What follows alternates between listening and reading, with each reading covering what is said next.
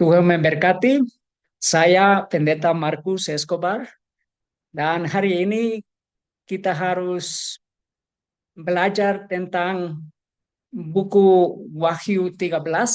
Adalah banyak nubuatan di dalam buku Wahyu 13. Um, ada rencana di dunia ini untuk mendatangkan krisis hari Minggu. Krisis hukum hari Minggu itu adalah tanda binatang. Tanda binatang itu adalah krisis besar. Dan supaya krisis tanda binatang itu datang, seluruh dunia harus menyembah bersama, beribadah bersama di dalam hari Minggu. Itu adalah hukum hari Minggu. Mari kita berdoa. Bapa di surga, terima kasih atas firman Bapa. Terima kasih atas kebenaran tiga malaikat. Kami berdoa supaya kami menerima pengertian. Di dalam nama Tuhan Yesus. Amin. Pada berita COP29. COP29. Para pemimpin dunia bertemu di Baku, namun nama-nama besar tidak hadir. Banyak presiden di dunia ini, di bangsa-bangsa ini, tidak menghadiri di COP29. Dan kenapa mereka tidak bertemu bersama presiden-presiden yang lain dari dunia? Ini di dalam KTT PBB. Ini adalah siapa yang melewatkan COP29. Para pemimpin dari 13 penghasil emisi karbon terbesar. Negara-negara yang bertanggung jawab atas lebih dari 70% gas yang memerangkap panas pada tahun 2023 tidak akan hadir pada pertemuan tahun ini. Kenapa presiden ini tidak menghadiri? Presiden Tiongkok, Xi Jinping, Presiden Amerika Serikat, Joe Biden, dan Perdana Menteri India Narendra Modi termasuk di antara para pemimpin G20 yang melewatkan acara tersebut. Juga Jerman Olaf Scholz dan Presiden Brasil Lula da Silva, mereka tidak bertemu di pertemuan ini, di KTT PBB. Mereka tidak datang. Dan kenapa mereka tidak datang? Kalau ini adalah pertemuan yang terlalu penting untuk melaksanakan hukum hari Minggu. Dan di sini adalah pertemuan pemimpin agama bersama presiden-presiden dunia. Ini adalah pemimpin agama dan presiden-presiden negara yang merencanakan untuk beribadah bersama supaya mereka mendesak seluruh dunia untuk beribadah pada hari Minggu. Beribadah bersama, mereka harus bekerja sama. Tetapi orang ini, Presiden Amerika Serikat, Presiden China, dan orang seperti Kanselir Jerman dan Presiden Brasil, di antara yang lain, mereka tidak bertemu. Di sini adalah KTT G20 berakhir di Rio tanpa kemajuan dalam bidang iklim. Ini yang mereka berfirman. Ini yang mereka meriliskan. Tetapi mereka merencanakan kerjasama dengan pemimpin agama. Karena seluruh dunia harus mengikuti kepausan di dalam rencana agama. Agama-agama dan negara-negara akan menjadi contoh untuk seluruh dunia bagaimana mereka beribadah bersama. Di dalam buku Kemenangan Akhir halaman 622, para pejabat tinggi gereja dan negara akan bersatu untuk menyogok, membujuk, atau memaksa semua golongan untuk menghormati hari Minggu. Kekurangan otoritas ilahi akan dipenuhi oleh undang-undang penindasan, kejahatan politik, menghancurkan cinta kepada keadilan, dan penghormatan kepada kebenaran. Bahkan di Amerika yang bebas, para penguasa dan para pembuat undang-undang untuk mendapatkan perkenanan umum akan tunduk kepada kebutuhan populer, akan suatu undang-undang yang memaksakan pemeliharaan hari Minggu. Kebebasan hati nurani yang telah menelan begitu banyak korban tidak lagi akan dihargai. Ini rencana kepada seluruh dunia. Hati nurani akan dipaksakan oleh pemerintah negara-negara bersama pemimpin agama-agama. Karena itu, rencana PBB, semua bangsa-bangsa, mereka mendesak seluruh dunia supaya mereka berdoa bersama, bekerja sama, beribadah bersama. Dan ini adalah seperti badai kencang yang datang. Karena itu umat Tuhan di seluruh dunia harus mempersiapkan diri. Karena krisis hukum hari Minggu, krisis tanda binatang itu datang segera. G20 para pemimpin G20 membuat komitmen bersejarah untuk memerangi perdagangan manusia melalui advokasi berbasis keyakinan.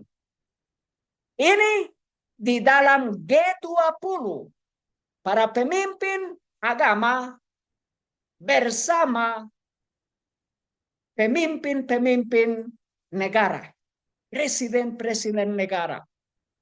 Dan mereka bekerja sama.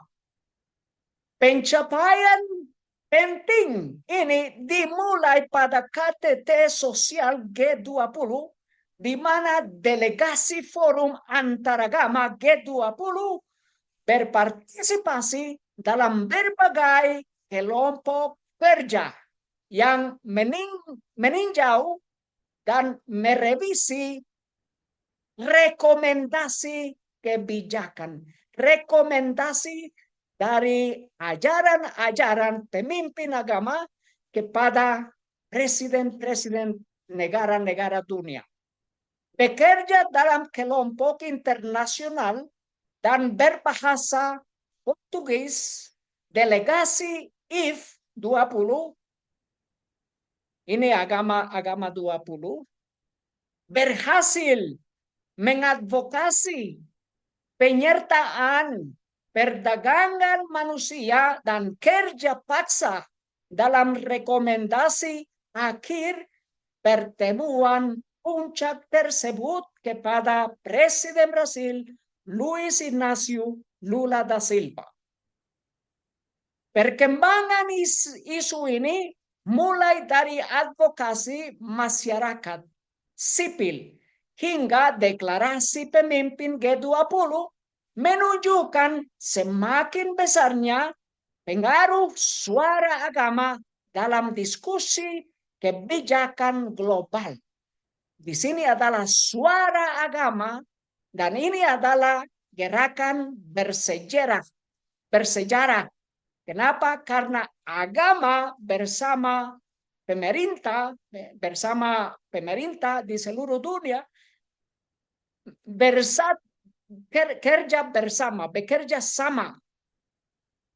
bekerja sama dan di sini adalah suara dari agama, dari ajaran-ajaran agama. Melalui upaya penuh dedikasi para delegasi I20, agama 20, termasuk Rodrigo Vitorino Sousa Alves, yang bahasa inti anti perdagangan manusia pertama kali masuk dalam rekomendasi KTT sosial G20. Pernyataan ini kemudian ditingkatkan menjadi pasal 31 deklarasi pemimpin G20 yang disetujui melalui konsensus seluruh pemimpin G20. Kemenangan akhir halaman 463 agar Amerika Serikat dapat membuat patung binatang itu, kekuatan dan kekuasaan agama harus sedemikian rupa mengendalikan pemerintahan sipil, sehingga kekuasaan pemerintahan sipil itu juga dapat digunakan oleh gereja untuk mencapai tujuan-tujuannya. Karena itu, rencana PBB kepada seluruh dunia dan bekerja sama dengan pemimpin agama itu adalah rencana penting. Dari Dubai hingga Baku, Pavilion Iman memobilisasi suara moral dan agama untuk mengatasi tantangan iklim. Mereka harus beristirahat pada hari Minggu, menghormati hari Minggu, beristirahat, menyembah, beribadah pada hari Minggu. Itu adalah rencana setan supaya seluruh dunia berdoa sama, beribadah bersama pada hari yang pertama. Di dalam buku Wahyu 13 ayat 8, dan semua yang tinggal di bumi yang namanya tidak tertulis di dalam kitab kehidupan anak domba yang disembelih sejak permulaan dunia ini, mereka akan menyembah kepadanya. Di sini adalah rencana untuk beribadah, untuk menyembah kepausan. Wahyu 14 ayat 9 sampai ke 10. Ini adalah yang penting. Supaya umat Tuhan tidak beribadah pada hari Minggu, tidak menyembah kepada binatang itu, kepada kepausan. Dan seorang malaikat lain, malaikat ketiga, menyusul mereka dan berkata dengan suara nyaring, jikalau seorang menyembah binatang dan patungnya itu dan menerima tanda pada dahinya atau pada tangannya, maka ia akan minum dari anggur murka Allah yang disediakan tanpa campuran dalam cawan murkanya. dan ia akan disiksa dengan api dan belerang di depan mata malaikat kudus, dan di depan mata anak domba. Karena itu, umat Tuhan harus menerima Tuhan Yesus dan menerima iman Tuhan Yesus, menerima karakter Tuhan Yesus, menerima Tuhan Yesus, dan menerima undang-undang Tuhan Yesus, hukum Taurat, dan beribadah pada hari yang ketujuh, hari Sabtu, hari Sabat yang benar sesuai firman Tuhan. Itu adalah meterai Tuhan. Kita harus menerima meterai Tuhan dan menolak tanda binatang. Beribadah pada hari Minggu. Di dalam rencana ini KTT PBB, Papua New Guinea tidak menghadiri. Papua New Guinea tidak menghadiri. Ini adalah negara yang kecil, tetapi tidak menghadiri. Dan itu adalah rencana yang mereka merencanakan dua bulan sebelum pertemuan ini. Kenapa mereka tidak menghadiri? Buang-buang waktu. Para pemimpin dunia menghadiri COP29 karena perselisihan politik dan kehilangan kepercayaan. Tetapi adalah rencana supaya pemimpin agama menjadi pemimpin besar yang akan mendesak, mempengaruhi seluruh dunia oleh pemerintah negara. Di sini adalah negara-negara miskin melakukan pemogokan di COP29. Mereka pergi keluar. Pulau-pulau kecil dan negara-negara kurang berkembang mengatakan kepentingan pendanaan iklim mereka diabaikan. Tetapi di sini adalah negara yang mengatakan yang beda. Pakistan memuji pemerintah Baku atas keberhasilan COP29 dan berjanji untuk bekerja sama. COP29, para pemimpin agama menyerukan aksi iklim di Baku. Pemimpin agama menyerukan aksi iklim di Baku. Di sini bukan Paus Fransiskus saja. Pemimpin agama di seluruh dunia menyerukan presiden-presiden di negara-negara dunia ini supaya mereka merencanakan aksi supaya mereka menghentikan bencana-bencana dari iklim. Tetapi di belakang rencana ini adalah rencana beribadah pada hari Minggu. Mengapa melibatkan organisasi berbasis agama pada negosiasi iklim tahun ini adalah hal yang penting. Ini adalah hal yang penting. Kenapa Presiden Amerika Serikat tidak menghadiri? Kenapa Presiden China tidak menghadiri? Kenapa? Karena adalah rencana supaya seluruh dunia mengikuti kepausan, tetapi di sini adalah pemerintah yang tidak mau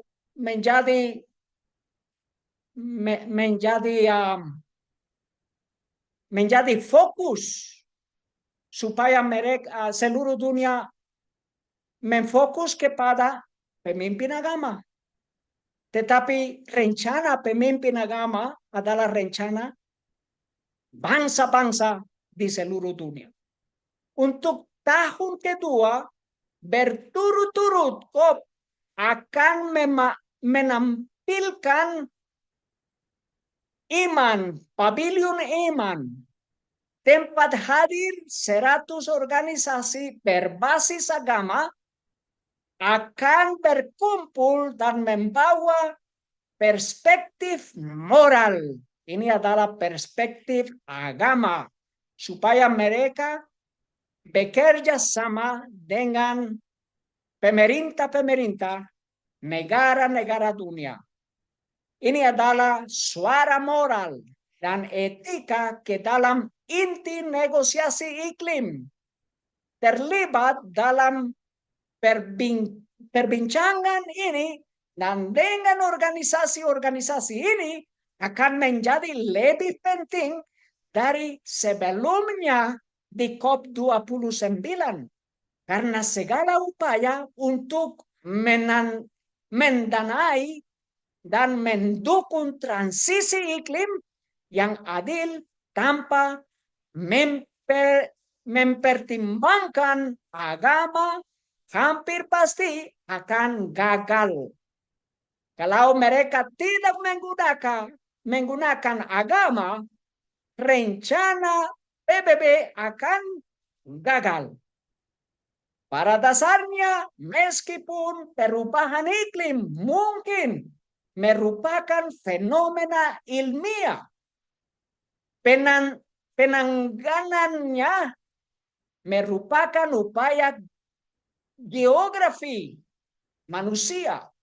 Sekretaris Jenderal Organisasi Meteorologi Dunia Celeste Saulo baru-baru ini mengatakan kita harus merangkul beragam pengetahuan, pengalaman, dan perspektif untuk mengatasi tantangan termasuk perubahan iklim dan pembangunan berkelanjutan agar COP29 berhasil menjawab seruan ini, memprioritaskan agama mungkin menjadi salah satu komponen penting dalam mewujudkan hal tersebut. Agama adalah rencana PBB supaya pemimpin agama mendesak seluruh dunia menghormati alam, menghormati planet bumi ini. Di dalam kemenangan akhir halaman 469,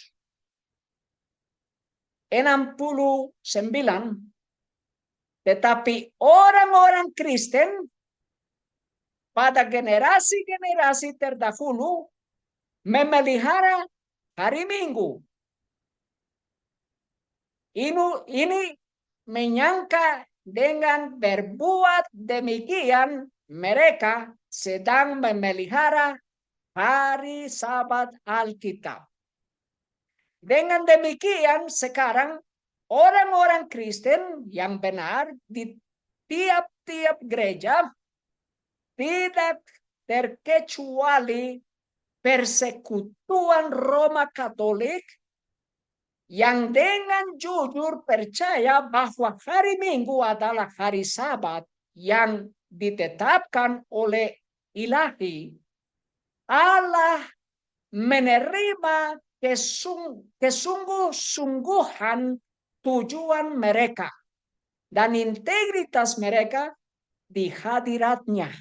Adalah banyak umat Tuhan di setiap gereja, di setiap denominasi, dan di gereja Roma Katolik juga. Tetapi bila mana pemeliharaan hari Minggu dikuasakan oleh undang-undang dan dunia akan diterangi mengenai kewajiban terhadap hari Sabat yang benar, maka siapa saja yang melanggar perintah Allah dan menuruti pedoman yang tidak lebih tinggi dari Roma akan menghormati kepausan di atas Allah. Ia memberikan penghormatan kepada Roma dan kepada kuasa yang memaksakan lembaga yang ditetapkan oleh Roma. Ia menyembah binatang itu dan patungnya. Hari Minggu akan dipaksakan beribadah pada hari Minggu. Semua dunia oleh pemerintah bersama pemimpin agama. Sementara manusia menolak lembaga yang dinyatakan Allah sebagai tanda kekuasaannya dan menghormati gantinya yang telah dipilih oleh Roma sebagai tanda supremasinya, maka dengan demikian mereka menerima tanda kesetiaan kepada Roma. Tanda binatang itu hanya apabila masalah ini dengan jelas dinyatakan kepada manusia. Dinyatakan kepada manusia. Dan mereka dihadapkan kepada pilihan antara perintah-perintah Allah atau perintah-perintah manusia. Barulah mereka menerima tanda binatang itu, yaitu mereka yang terus-menerus melanggar perintah-perintah Allah. Kalau kita mengasihi Tuhan Yesus, kita akan memelihara hukum-hukum Tuhan Yesus. Memelihara, menguduskan hari yang ketujuh, hari Sabat yang benar. Berita ini COP29 menjembatani iman dan ilmu pengetahuan dalam mengatasi perubahan iklim.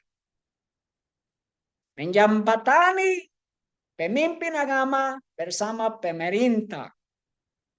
Pada acara tersebut, Miguel Ángel Moratinos, perwakilan tinggi Aliansi Peradaban PBB, mengatakan bahwa para pemimpin agama dapat memberikan kontribusi yang signifikan dalam perjuangan melawan perubahan iklim. Perubahan iklim adalah salah satu tantangan paling mendesak di antara banyak tantangan global.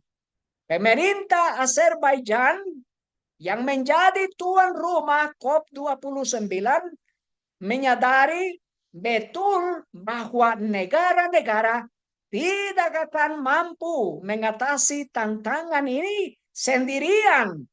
Oleh karena itu, pertemuan puncak para pemimpin agama diselenggarakan pada waktu terbaik, kata Moratinos.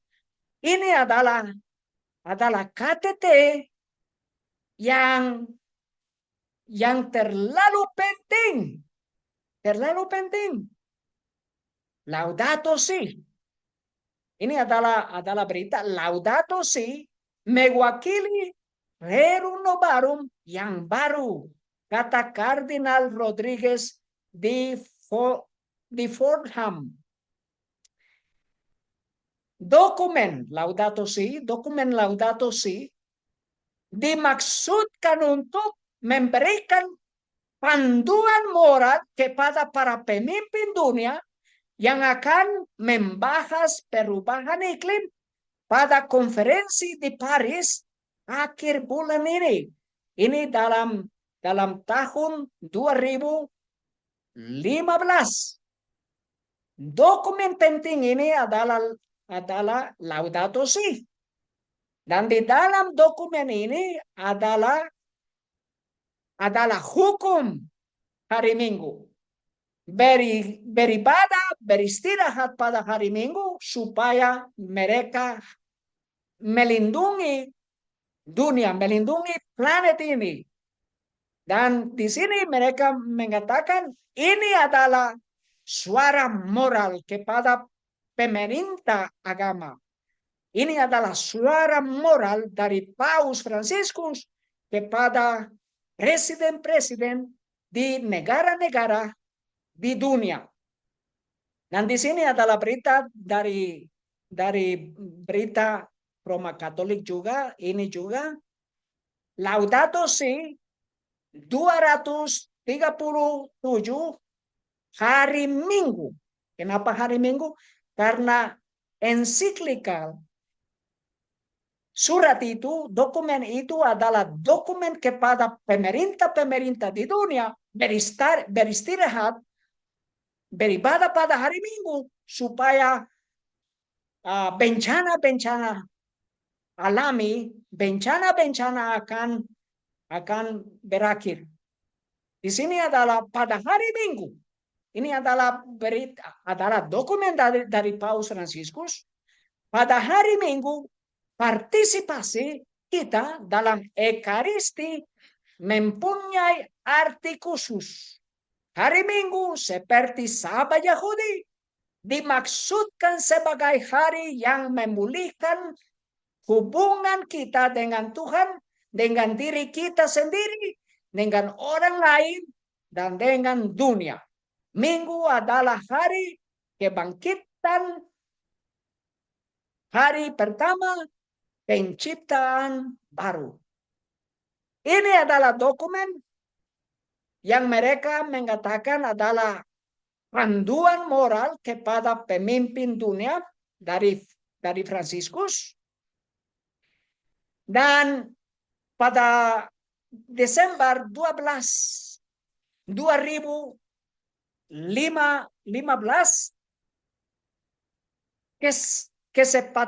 kesepakatan iklim Paris yang bersejarah diadopsi. Ini adalah hukum hari Minggu yang diadopsi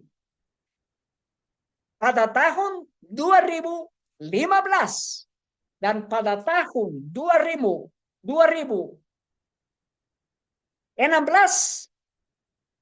175 negara menandatangani perjanjian iklim Paris yang bersejarah pada hari bumi.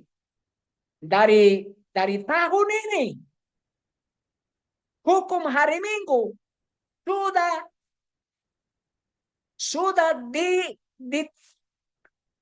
sudah tertulis di dalam buku, sudah diterima. Kenapa? Karena 175 negara menandatangani perjanjian itu, menandatangani hukum hari Minggu itu oleh suara agama. Itu oleh suara agama Roma Katolik. Ini adalah berita penganut Anglikan menyerukan pembiayaan yang adil pada COP29 untuk melindungi kelompok termiskin di dunia.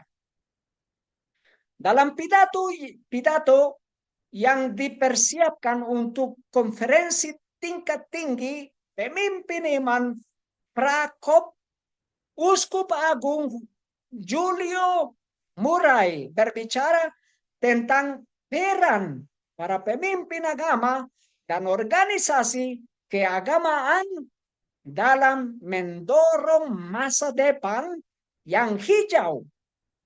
Apa artinya masa depan yang hijau? Itu adalah hari Minggu. Beristirahat pada hari Minggu.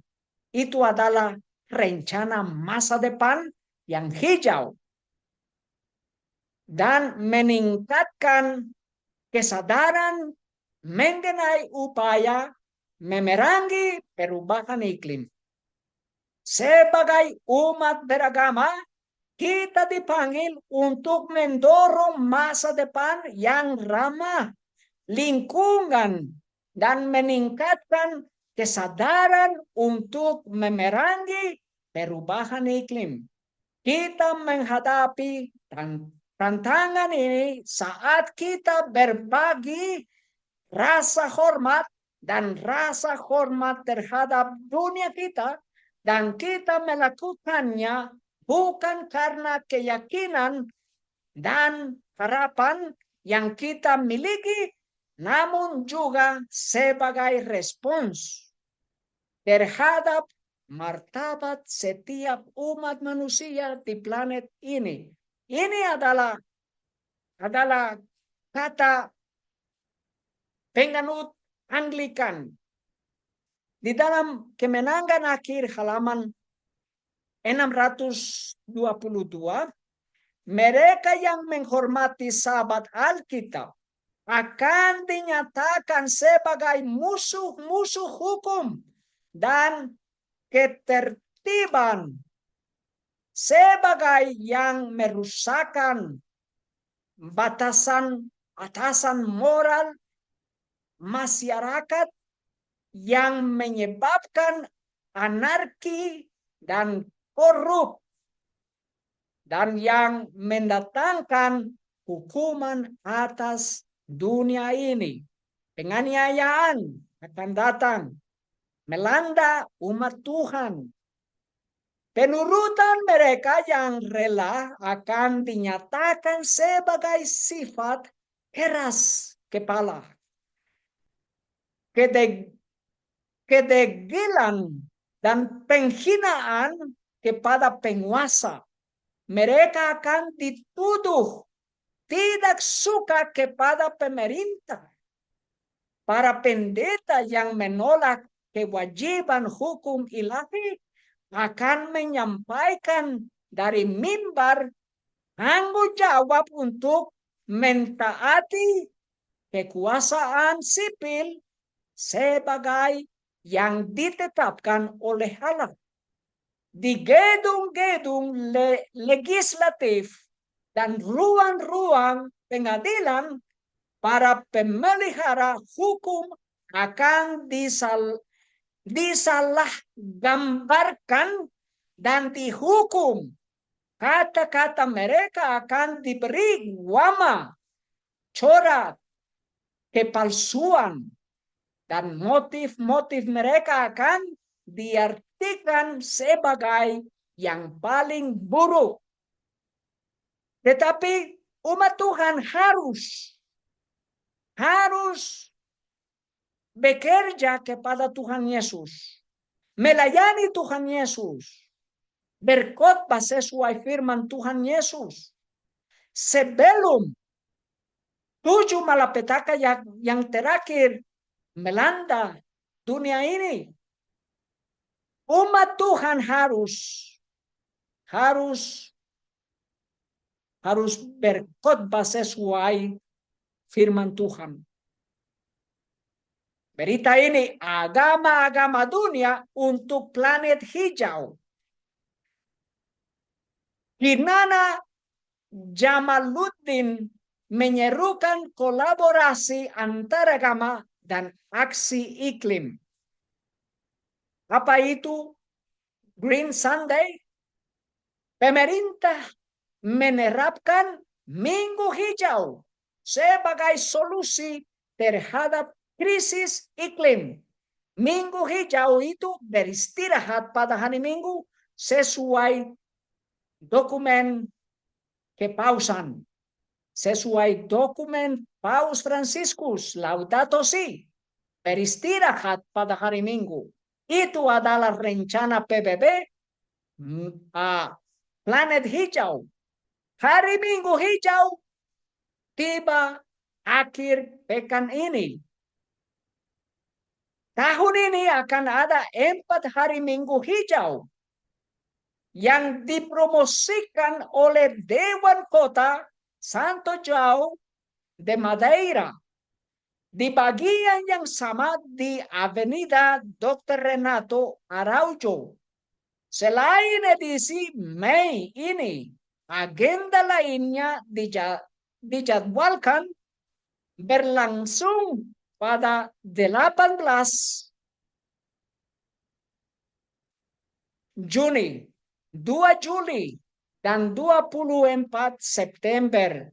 Disertai kegiatan ini dan lainnya. Ini adalah Minggu Hijau. Beristirahat pada hari Minggu. Pada COP29, para pemimpin agama menyerukan regenerasi dan pembaruan satu-satunya rumah kita di planet ini.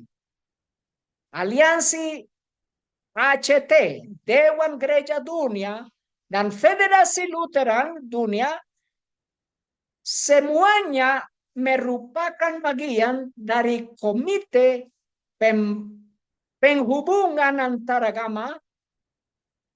Ini adalah komite dan semua negara, ini kata mereka, semua negara harus memprioritaskan penghapusan bahan bakar fosil. Ini adalah suara kepada pemerintah. Uskup Amerika Serikat menyerukan kembalinya pantangan daging pada hari Jumat. Tidak boleh makan daging pada hari Jumat karena harus melindungi planet bumi sesuai Laudato Si. Tetapi di sini adalah berita yang sangat penting karena ini bukan rencana untuk berhenti dari makan daging pada hari Jumat, tetapi rencana untuk beristirahat pada hari Minggu. Uskup Agung hari Jumat tanpa daging, istirahat di hari Minggu, baik untuk planet ini.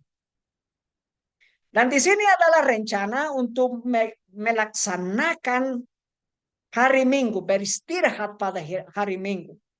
Dan mereka mau mendesak seluruh dunia, memaksakan hati nurani. Dan umat Advent dari gereja Advent hari ke-7, mereka juga akan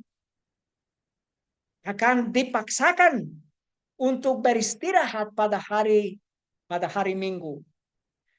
Ini adalah rencana PBB bersama pemimpin agama. Mari kita baca. Uskup Agung Boris Gusiak bersama dengan Uskup Elias Saidan, Ketua Komite Keadilan dan Perdamaian Internasional, menyampaikan pidato pada pertemuan musim gugur tahunan konferensi para uskup di Baltimore pada tanggal 13 November tentang penerapan ensiklik Paus Franciscus tahun 2015 tentang kepedulian terhadap ciptaan Laudato Si. Kepedulian ciptaan. Ini adalah rencana beristirahat pada hari Minggu. Dia memberikan beberapa saran kepada para uskup-uskup untuk memulai diskusi meja individu. Usulan pertama berkaitan dengan pemeliharaan ciptaan dan hari Sabat. Hari Sabat itu yang palsu, hari Minggu. Dan memelihara penciptaan. Istinya dunia kita tidak beristirahat dan berjuang dengan waktu luang. Kata Uskup Agung tersebut, kepedulian umat Kristiani terhadap ciptaan dipupuk oleh ajaran Sabat tentang istirahat bagi tanah. Ini adalah rencana mereka beristirahat pada hari Minggu. Dan pengampunan, pemulihan, perayaan, dan kebebasan. Dunia kita yang hiperaktif, yang hiperaktif, merindukan hari Sabat. Ini sesuai gereja Roma Katolik, merindukan hari Minggu yang diungkapkan dalam Ekaristi hari Minggu. Ketika ini sesuai mereka, ketika Tuhan menjadikan segala sesuatu baru. Ini adalah rencana mereka berpartisipasi dari Ekaristi. Ekaristi itu adalah roti yang mereka menjadikan menjadi ilah. Dan beristirahat pada hari Minggu yang mereka menyebutkan hari Sabat. Tetapi itu yang palsu. Kenapa? Karena tidak sesuai hukum Taurat. Dan di sini adalah Uskup Agung lagi, saya menyarankan upaya yang dipusatkan pada kontemplasi. Ini adalah rencana mereka. Mendesak seluruh dunia oleh pemerintah negara-negara supaya orang-orang di seluruh dunia datang kepada tempat ibadah. Untuk apa? Untuk kontemplasi terhadap penciptaan, waktu luang, dan perayaan. Lanjut, Uskup Agung hal ini dapat mengarah pada ziarah ke tempat suci, basilika, atau situs ekologi lokal yang penting di keuskupan atau eparki Anda yang membangkitkan keajaiban ciptaan Tuhan. Apa artinya? Orang-orang di dunia ini termasuk penganut Roma Katolik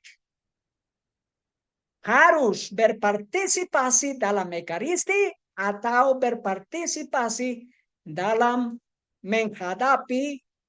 mengunjungi tempat ibadat. Dan mereka sudah mulai. Dan di sini adalah partisipasi pemimpin agama yang berpartisipasi di dalam mengunjungi tempat ibadah yang lain. Hari keagamaan pertama pada hari Minggu di Gras. Gras 18. Ini adalah Gras. Dan di sini adalah banyak agama yang berpartisipasi di negara Austria. Mereka berpartisipasi. Bagaimana? Di kota Graz 18 September 2024 pada Minggu 22 September untuk pertama kalinya akan diadakan hari agama di kota Graz. Inisiatif yang diluncurkan oleh Dewan Penasihat Antaragama Kota Graz. Proyek Home Unity Spirit dari Afro-Asian Institusi dan Wali Kota Har dan dimaksudkan untuk memberikan contoh solidaritas, inklusi, dan perdamaian. 16 komunitas agama membuka pintunya pada hari ini, termasuk gereja, pusat pertemuan, sinagoga, dan masjid. Ini adalah rencana PBB bersama pemimpin agama. Ini adalah rencana untuk menghormati hari Minggu. Untuk mewujudkan krisis tanda binatang menjadi realitas. Ini sesuai gereja Roma Katolik. Orang-orang di dunia ini harus pergi ke tempat ibadah pada hari Minggu, beristirahat, dan di sini adalah teladan, adalah contoh dari pemimpin agama. Komunitas agama dan gereja yang berpartisipasi antara lain adalah komunitas agama Buddha, gereja Katolik lama, komunitas Yahudi di Gras, komunitas keagamaan Islam, gereja Injili Syria, gereja Metodis Evangelis, gereja Katolik Styria, dan di Austria, komunitas Baptis di Graz, Austria, pusat komunitas Bahai, gereja Ortodoks Yunani, Serbia dan Romania, gereja Ortodoks Koptik Graz, komunitas Kristen, gereja unifikasi, dan gereja Masehi Advent 7 hari. Ini adalah gereja Masehi, gereja Advent Masehi hari ke-7. Mereka berpartisipasi pada hari Minggu, membuka tempat ibadah pada hari Minggu. Ini adalah rencana pemimpin agama di seluruh dunia bersama pemerintah. Ini adalah rencana gereja Roma Katolik untuk menghormati hari Minggu, beristirahat pada hari Minggu, dan membuka tempat ibadah pada hari Minggu supaya orang-orang peserta penganut dari agama yang lain boleh berpartisipasi, boleh beribadah di tempat yang mereka memiliki, yang mereka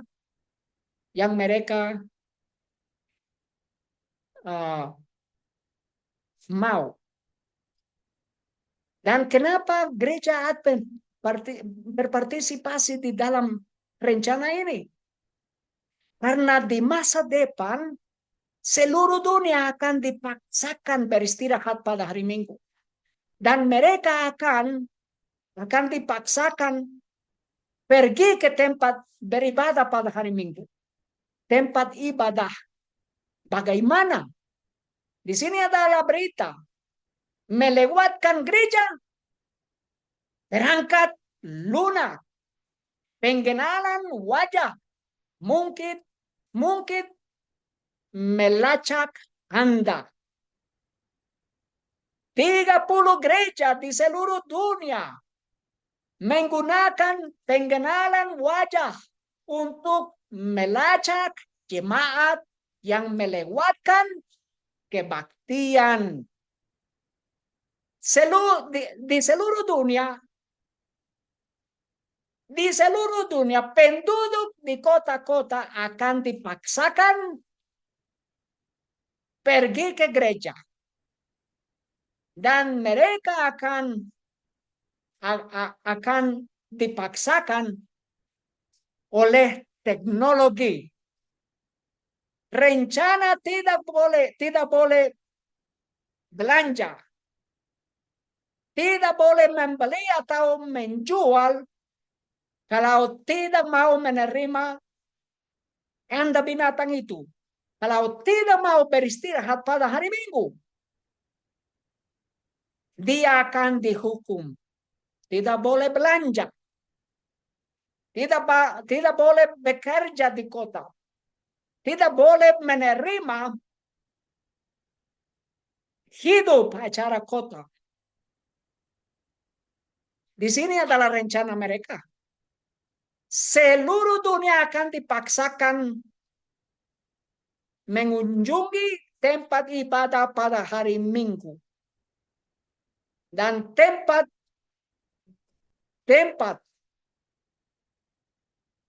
ibadah akan dibukakan pada hari Minggu. Pada hari Minggu. Ekaristi. Partisipasi dalam Ekaristi pada hari Minggu. Itu sesuai dokumen Laudato Si.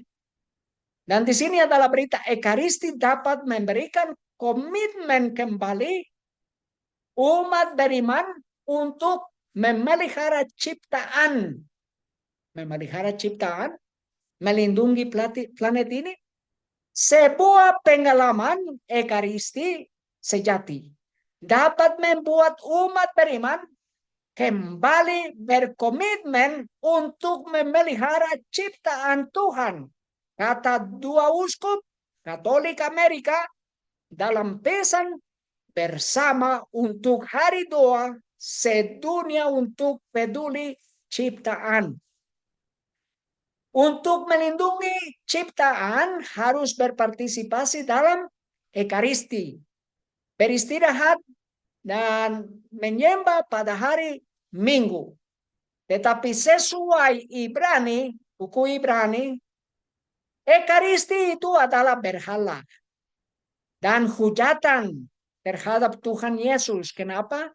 Karena mereka mengajarkan Ekaristi itu adalah tubuh Tuhan Yesus. Tetapi itu adalah hujatan. Di dalam Ibrani 9 ayat 28, demikian pula lah Kristus yang dikurbankan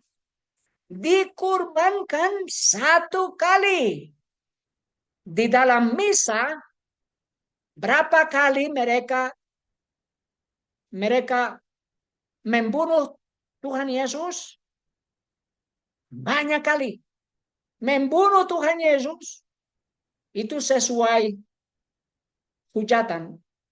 Tetapi sesuai Ibrani, Tuhan Yesus dikurbankan satu kali. Disalibkan satu kali. Satu kali untuk menanggung dosa banyak orang. Pada kali yang kedua, dengan tanpa dosa dia akan tampak kepada mereka yang menanti-nantikan dia untuk keselamatan. Di dalam buku Kemenangan Akhir, halaman 61. Peraturan upacara perjamuan kudus Tuhan yang berdasarkan Alkitab telah digantikan dengan upacara misa yang bersifat penyembahan berhala. Itu adalah Ekaristi, penyembahan berhala. Imam kepausan berpura-pura oleh penyamaran tak berperasaan untuk mengubah roti dan anggur sederhana itu menjadi tubuh dan darah Kristus. Dengan hujatan lancang mereka mengatakan bahwa mereka mempunyai kuasa penciptaan Allah, pencipta segala sesuatu. Orang-orang Kristen dipaksa disiksa sampai mati untuk mengakui terus terang iman mereka dalam kemurtadan yang mengerikan dan menghinakan surga. Mereka yang menolak telah dilemparkan ke dalam nyala api. Dan ini adalah rencana mereka berpartisipasi dalam misa Ekaristi, beristirahat hari Minggu, atau menderita banyak, menderita penganiayaan. Berita ini, Uskup Filipina mendesak aksi iklim berbasis agama di COP29. Uskup Gerardo Alimani bergabung dalam diskusi di sela-sela COP29 di Baku sebagai wakil Presiden Caritas Filipina dan perwakilan Konferensi Uskup Nasional untuk Ekologi Integral. Jika Paus Fransiskus mengatakan, dia kata, jika Paus Fransiskus sebagai satu orang dapat membuat perbedaan, bayangkan dampak tindakan kolektif yang dilakukan oleh para pemimpin agama Katolik, imam, Buddha, Hindu, dan lainnya.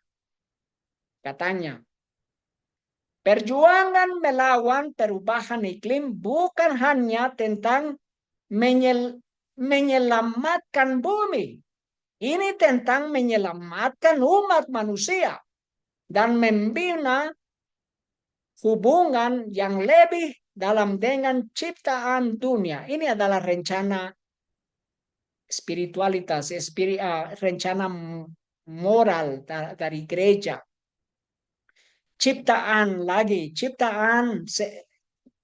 mereka menggunakan kata-kata dari Alkitab, ciptaan sesuai pencipta.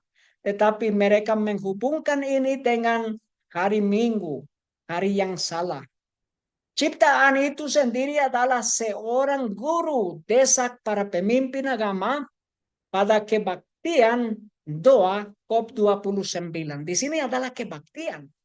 Mereka datang untuk membahas dan untuk beribadah.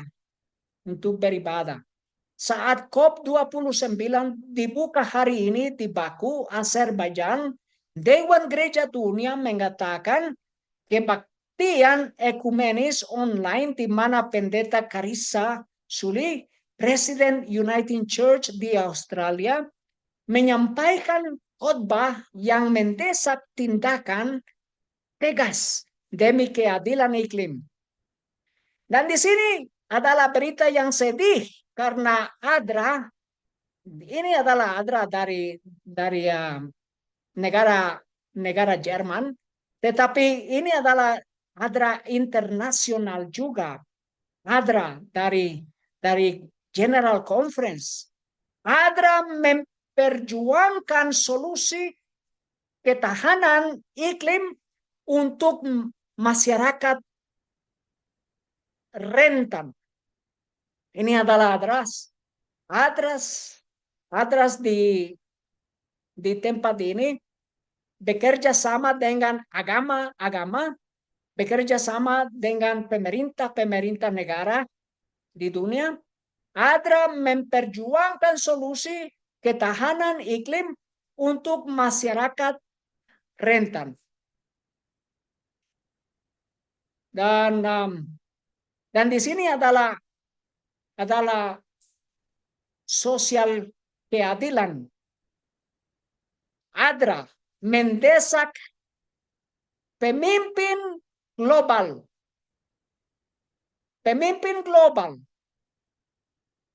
komunitas pemimpin global. Untuk apa? Untuk keadilan sosial, keadilan iklim. Ini adalah kata ADRA. keadilan iklim, tetapi rencana keadilan iklim adalah rencana Gereja Roma Katolik, keadilan iklim. Adventist Development and Relief Agency, ADRA, berpartisipasi dalam konferensi perubahan iklim global PBB COP29 ke 29 untuk menekankan solusi iklim komprehensif yang memperkuat ketahanan masyarakat, terutama di wilayah yang paling terkena dampak krisis iklim, untuk mendapatkan solusi iklim bersama agama-agama di dunia dan bersama pemerintah di dunia. Dengan jaringan yang mencakup 122 kantor dan 22 juta anggota gereja di seluruh dunia. ADRA mendukung komunitas yang mengalami dampak iklim paling parah pada COP29. ADRA menyerukan pengakuan yang lebih besar terhadap peran penting yang dimainkan organisasi kemanusiaan dalam aksi iklim. Pendanaan iklim ini adalah pendanaan dari pemerintah, dari negara-negara. Ini adalah ADRA mendesak, meminta pendanaan iklim. Tetapi sesuai firman Tuhan tidak boleh berpartisipasi dengan agama-agama yang lain untuk mendesak negara-negara, pemerintah negara-negara untuk dana. Di sini COP29 di Azerbaijan ada menggunakan keahlian untuk memberdayakan masyarakat dalam membangun ketahanan dengan berkolaborasi dengan pemerintah. Ini lagi tidak boleh berkolaborasi, bekerja sama pemerintah. Pemerintah harus bekerja beda. Itu sesuai firman Tuhan. Dengan berkolaborasi dengan pemerintah, mitra, dan masyarakat, kita dapat memastikan bahwa pendanaan adaptasi iklim tidak hanya ambisius, namun juga dapat diakses. Ini adalah ADRA yang meminta pendanaan untuk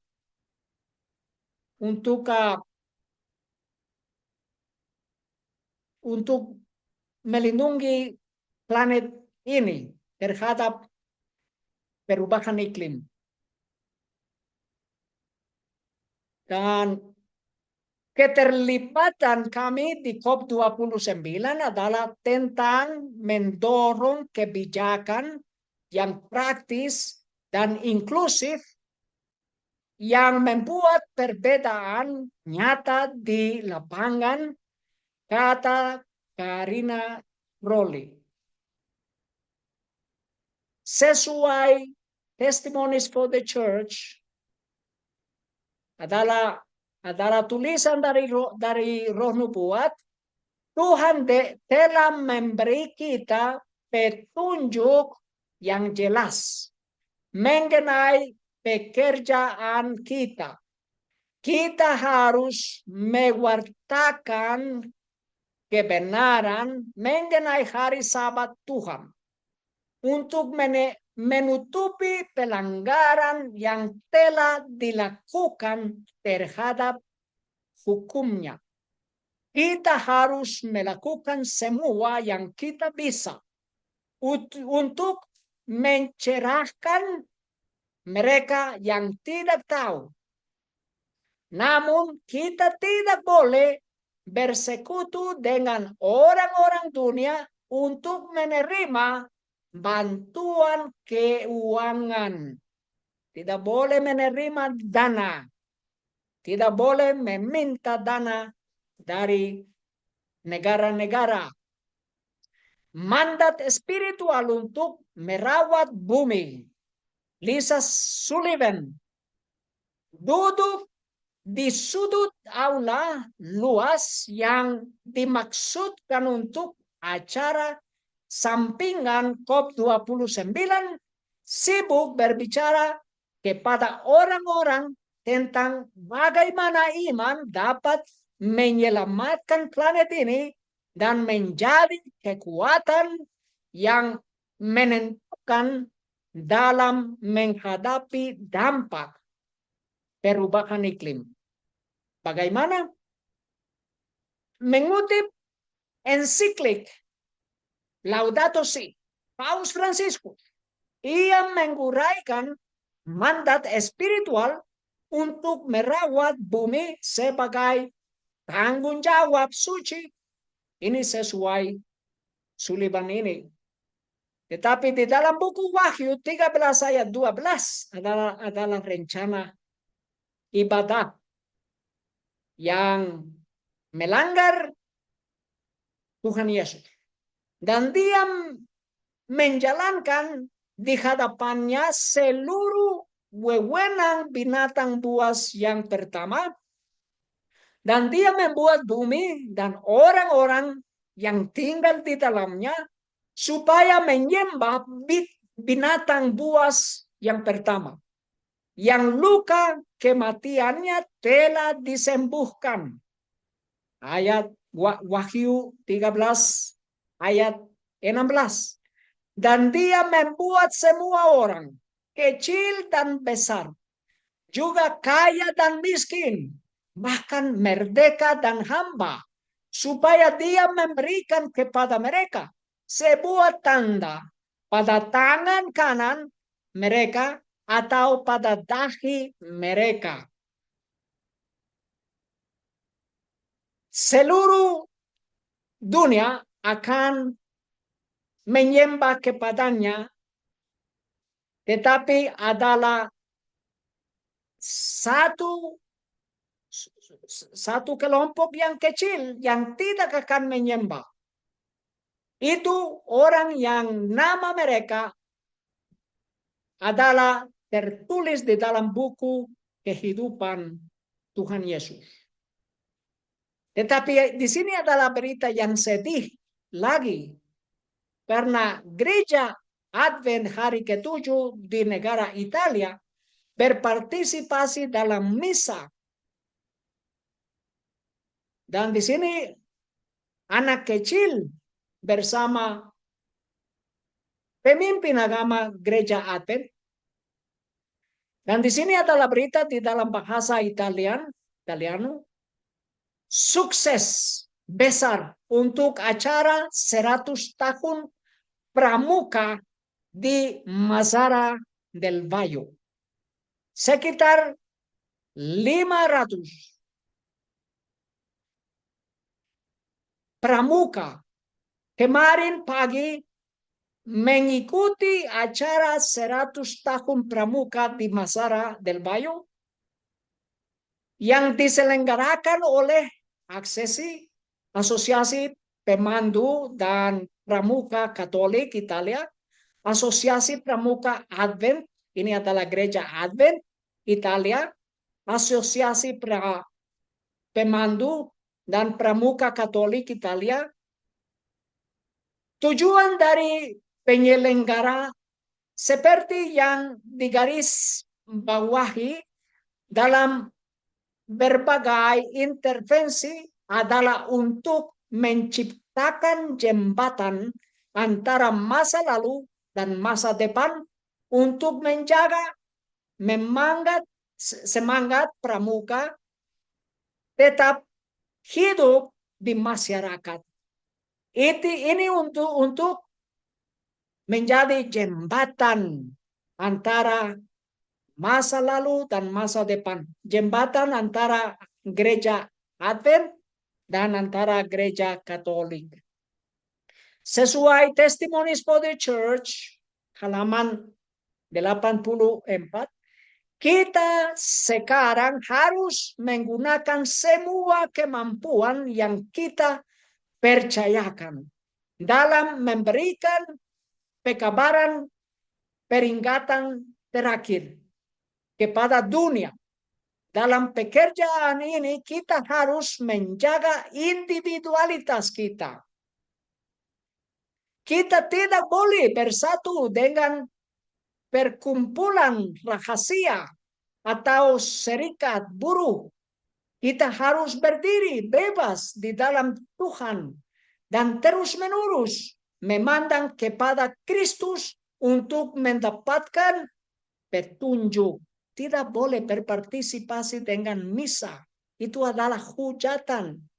Dan di sini adalah kelompok gereja pemuda, orang pemuda dari gereja Advent di negara Italia. Ketika pemimpin gereja membawa pemuda Advent ke misa Ekaristi Katolik hari Minggu untuk membangun jembatan dengan Roma. Di dalam Kemenangan Akhir halaman 583 adalah hukum alamiah, baik intelektual maupun spiritual, bahwa oleh memandang kita berubah, Di sini adalah anak kecil, orang Advent bersama pemimpin mereka. Dan mereka datang ke misa untuk memandang misa. Dan mereka akan diubah. Kenapa? Karena oleh memandang kita berubah. Pikiran secara berangsur-angsur menyesuaikan diri kepada masalah-masalah yang memenuhi pikiran itu. Pikiran itu menjadi berbaur dengan apa yang telah biasa dikasihi dan dihormati. Ini rencana Gereja Roma Katolik supaya orang Advent datang ke dalam Gereja Roma Katolik. Saya adalah pendeta Gereja Advent, dan pada waktu saya di dalam Universitas Advent di Australia, Sydney,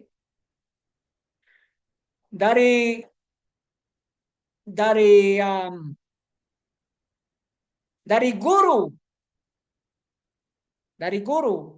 universitas, mereka mendesak seluruh umat yang akan menjadi pendeta gereja Advent supaya mereka pergi ke tempat ibadah Gereja Roma Katolik pada hari Minggu. Supaya mereka belajar bagaimana mereka beribadah. Dan kita pergi ke Gereja Roma Katolik pada hari Minggu. Dan kita pergi ke tempat ibadah Buddha. Dan kita pergi ke tempat ibadah orang lain di Australia. Itu pada waktu saya masih orang pemuda. Dan sekarang umat Advent, mereka berpartisipasi dalam misa, dalam tempat ibadah Roma Katolik. Untuk apa? Untuk belajar dari mereka. Untuk belajar dari mereka sesuai berhala. oleh memandang kita berubah. Itu adalah rencana PBB bersama pemimpin agama. Dan di sini adalah berita dari Advent Messenger, dari saudara Andi Roman, Asosiasi Pramuka Advent Italia adalah bagian dari Departemen Pelayanan Pemuda dari Persatuan Gereja Masehi Advent Hari ke-7 Italia. IASA adalah organisasi pemuda Pathfinders dan Adventurers yang setara dengan Italia di Amerika Utara. Pada hari Minggu 10 November 2024,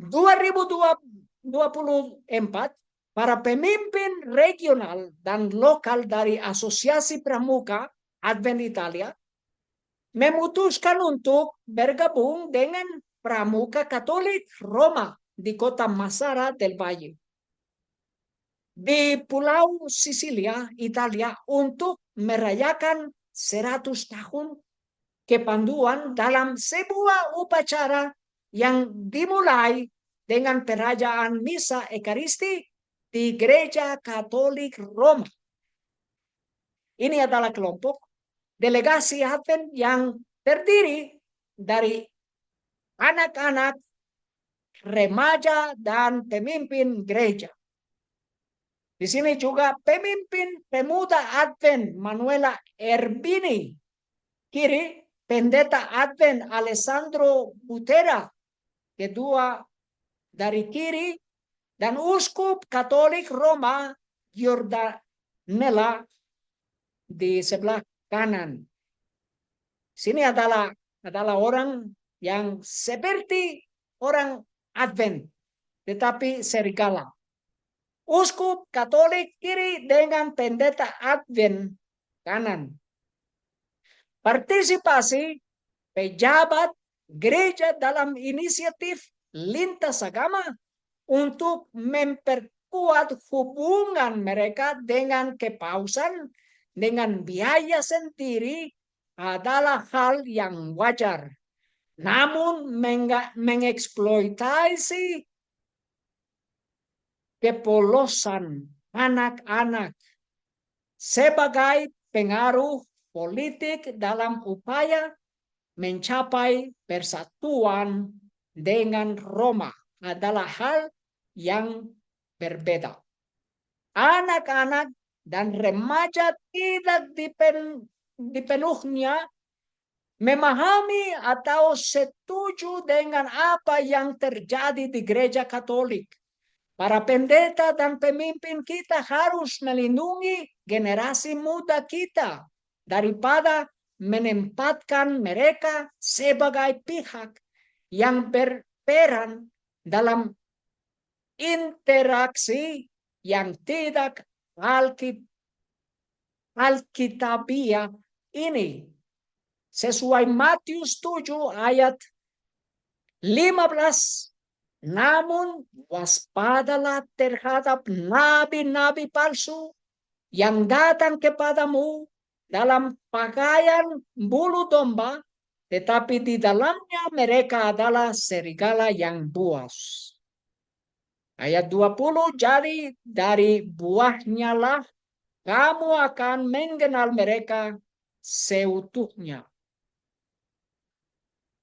Itu adalah rencana PBB supaya gereja, agama-agama bersama pemerintah bekerja sama untuk berdoa dan bertindak demi keajaiban pemimpin agama mendesak kesepakatan COP29.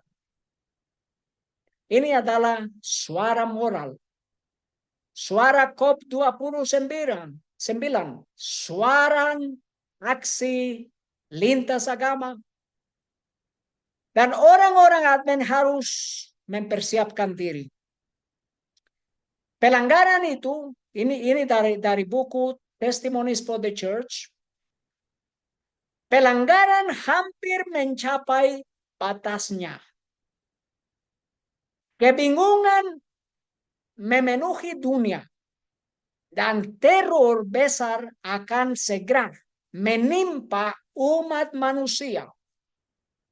Akhir zaman sudah sangat dekat.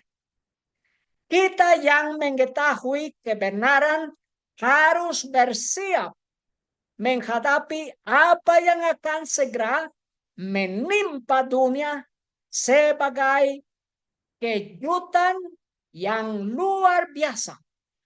Ini adalah sebagai kejutan yang luar biasa.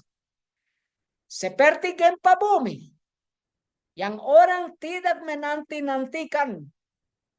Kita harus mempersiapkan diri untuk perubahan akhir zaman. Untuk peristiwa yang sejarah yang akan datang. Itu akan melanda bumi seperti kejutan yang luar biasa. Dan kita harus mempersiapkan untuk menghadapi krisis terakhir. Krisis hukum hari Minggu. Krisis tanda binatang. Karena itu kita harus menerima Tuhan Yesus, menyembah kepadanya, mengikuti Tuhan Yesus, mempersiapkan supaya kita masuk ke dalam kerajaan surga, supaya kita menerima Tuhan Yesus pada waktu Dia datang untuk menyelamatkan kita. Mari kita berdoa. Bapa di surga, terima kasih atas firman Bapa, atas nubuatan. Terima kasih Bapa atas banyak hal yang kita mengerti dari firman Tuhan. Terima kasih Bapa atas pengertian.